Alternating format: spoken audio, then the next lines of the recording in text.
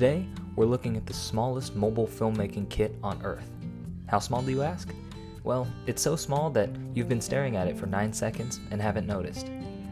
I've been doing mobile videography for a while now and want to share these 3 items that I use to shoot everything from travel videos to a documentary about being colorblind. Starting with the phone case, there are more options out there than you can count, but for mobile filmmaking there are specific things to look for.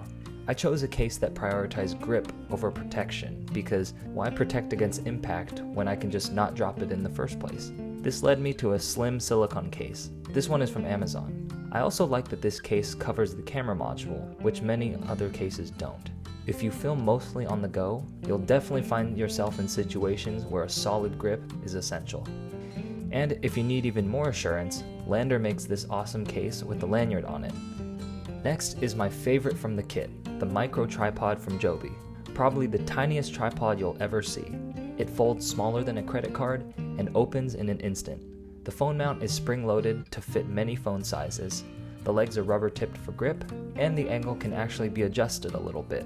Another cool thing is you can separate the legs and grip to use each independently. And finally, we have the Lav Mic. This one is by Purple Panda and it's $25. With a headphone to lightning adapter, this Lav Mic plugs directly into your phone and is ready to go. A mic is especially useful for interviews or product reviews like this one. It'll cover your needs when the built-in phone mics just won't cut it. And there you have it, the smallest mobile filmmaking kit. Using these items has encouraged me to get out and shoot without worrying about packing gear, and it's a great starting point for anyone getting into video. Hope you enjoyed the video. Comment below if you want a response, and thanks for watching.